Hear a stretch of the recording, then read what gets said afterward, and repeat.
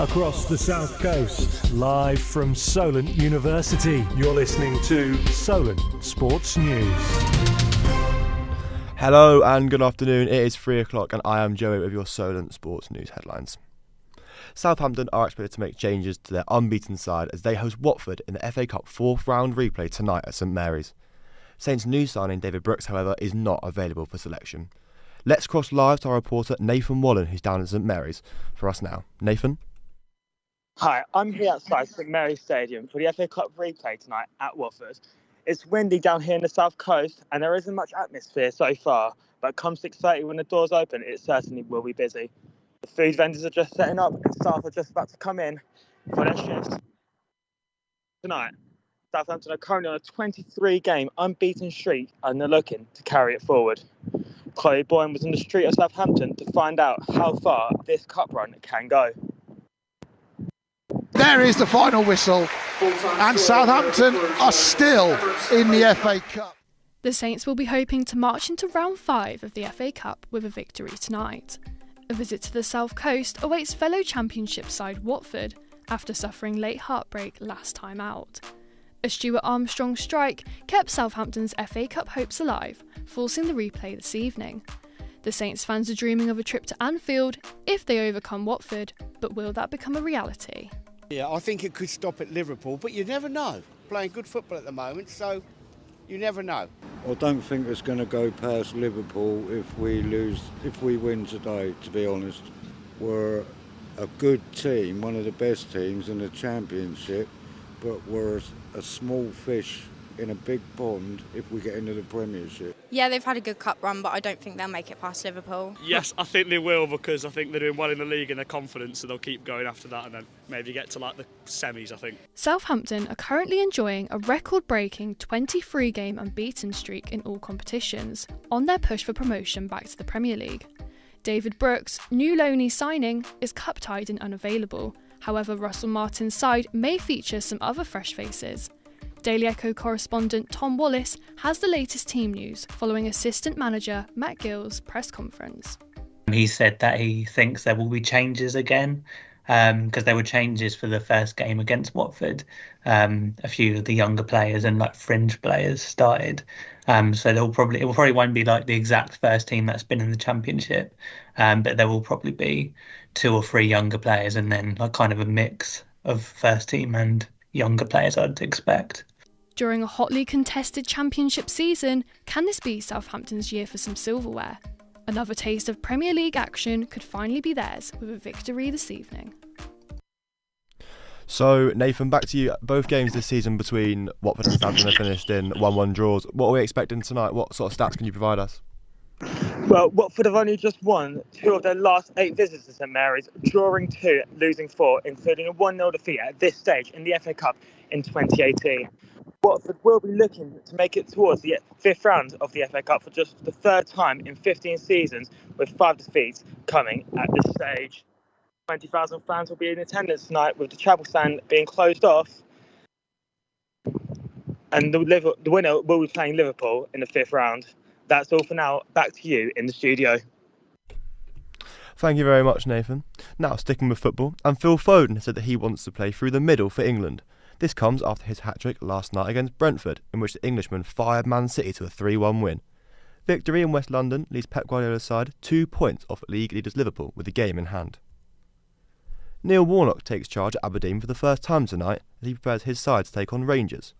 The 75-year-old has been given the job until the end of the season. Warnock has said that he is hungry for trophies during his time at Aberdeen. There's a lot to play for, league-wise, cup-wise. I'd like to win a cup. I've not won a cup. Got to the semi-finals a couple of times and got done with referees, but we're not going to that. So it's it's a good challenge for me. Across to rugby now, and Scotland has suffered a huge blow. Richie Gray and Luke Crosby have both sustained injuries in the opening Six Nations fixture against Wales. Gray sustained a damaged bicep, while Crosby is forced out with a shoulder injury.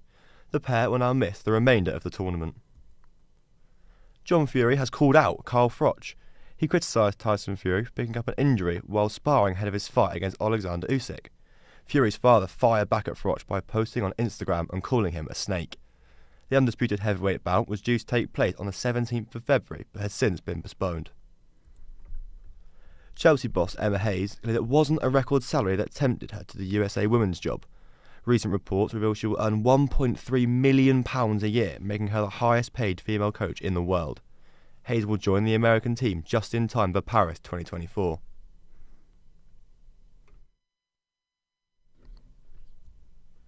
The Women's Champions League draw has taken place this afternoon. Chelsea will take on Dutch side Ajax.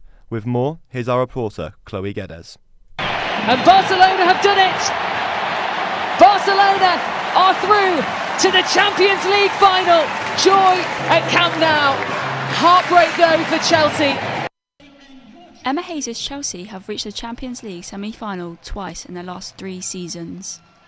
They reached their first Women's Champions League final in 2021, but came out as runners-up after losing 4-0 to Barcelona.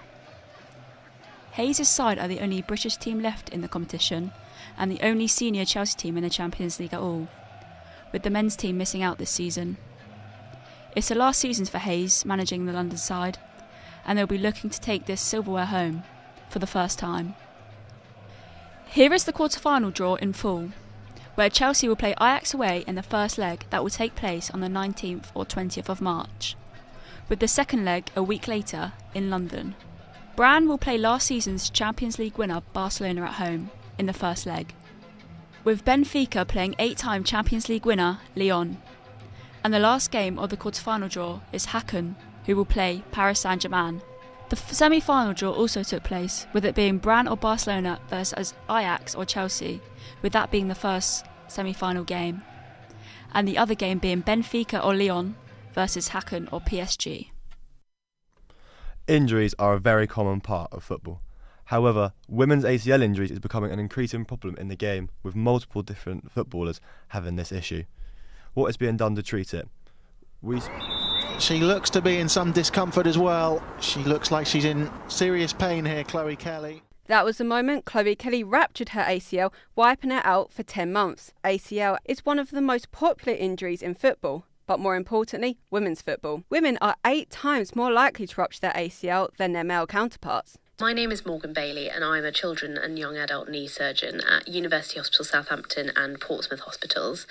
I think teenage girls are our most vulnerable group. There is already a huge problem with disengagement from sport in teenage girls. With the rise in popularity in women's football, we don't want girls and young women to be fearful to play. Arsenal and Chelsea played most of their games available to them, playing up until the Champions League semi-final, the Conti Cup final, 20 league games, and Chelsea going up to the FA Cup final, as well as players' international fixtures. Leagues such as the WSL, but there's a complete overload with the players competing for the cup. That was Emily Flegg, who is on Solent University's first women's football team. And their league titles and all of that, and they're just completely overloaded, and there's not enough rehab going towards their knees and ankles and stuff like that to prevent it. 25 to 30 players missed out on the World Cup due to an ACL injury. Busy schedules don't make it any easier. I'm Anna and I have a TikTok and Instagram for women's football. ACLs is they need a lot more research, especially in the WSL. They're getting ACL injuries recently in the last year. I think this is caused by the amount of games that they have in one week in different competitions and the training that goes on behind it. After losing captain and star striker Sam Kerr to the same dreaded injury. Players go from playing football and training mostly every day to learning how to walk again after surgery. These injuries can happen through both non-contact and contact moments in a sport, like landing from a jump incorrectly, changing direction too quickly, or even being involved in a bad tackle. Netherlands, USA, England and France were just 4 of the nations to suffer major losses during their World Cup campaigns. Unfortunately, some players never came back from the dreaded injury. However, in most cases, the players do come back and some have a better career than before. Chloe Kelly is one of those. Kelly came back a month after the Euros. She went on to score the Filipino winning penalty, as well as in the round of 16 at the Women's World Cup last summer. Red Bull Racing have launched an investigation against team principal Christian Horner after allegations of inappropriate behaviour within the camp. Horner, who's been the main man behind Red Bull's recent triumphs, strongly denies the allegations made against him. Piran Phillips reports. Reigning Formula 1 champions Red Bull are on track for a high-speed crash. Over the weekend, an investigation was opened by the team on principal Christian Horner. Reports from the Daily Mail suggest that Horner displayed incredibly controlling behaviour towards a female employee. The news left Horner's wife and ex-Spice Girl, Geri Halliwell, devastated, but she has stated she will be standing beside her husband. It is understood Horner has lost support and been asked to resign, with rumours Jonathan Wheatley will step in as interim boss. This is Ishan. I go as the alias Overtake Ishan on Instagram and TikTok. Ishan is an expert in Formula One and has more on the Horner case. Christian Horner and Adrian Newey, their contracts apparently are tied together. So if one was to leave, the other's most likely to leave as well. So they come as a pair. There were some allegations of taking inappropriate photos and sending them to colleagues. But obviously none of this is set in stone. Red Bull say a process is underway, which is being led by an external specialist barrister. A hearing is set to take place this Friday. The Red Bull team is keen to see the situation resolved before the RB24 car is launched on 15th of February. Horner denies all claims of these allegations and no evidence has been established so far. Former US Open champion Emma Raducanu won 10 of the last 11 games to claim a 6-4, 6-1 win over Marie Voskova. The victory has set up a last 16 meeting in Abu Dhabi, where she will face Ons Jabeur. This is Raducanu's first appearance since her loss saw her crash out of the Australian Open. Powerlifting is maybe seen as a sport for the young athlete, but a soon-to-be 70-year-old has been getting her pump on ahead of the European Masters. Cam Moody follows.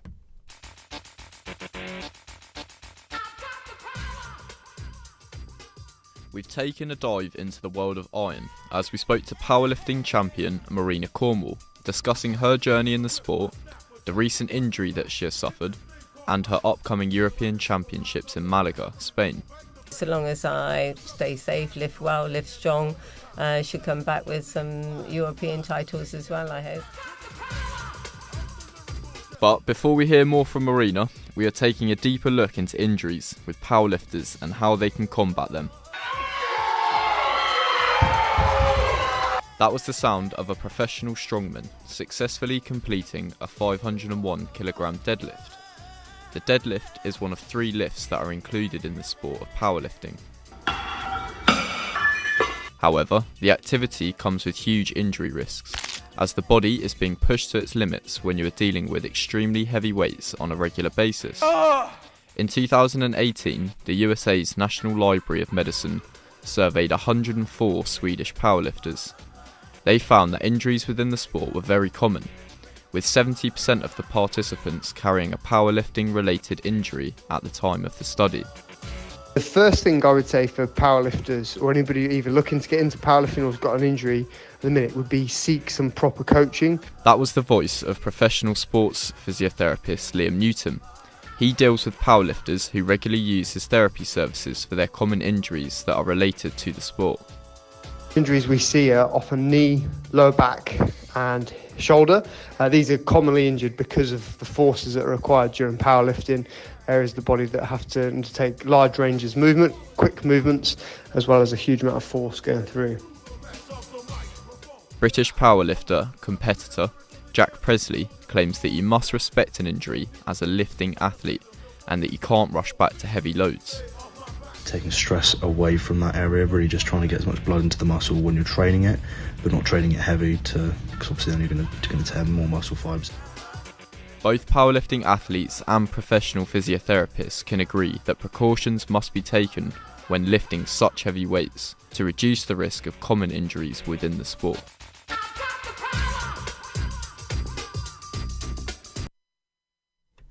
Well, that's all from us for now. I'll be back in an hour. Remember, you can keep up to date on our website at solentsportsnews.com. Thank you and goodbye.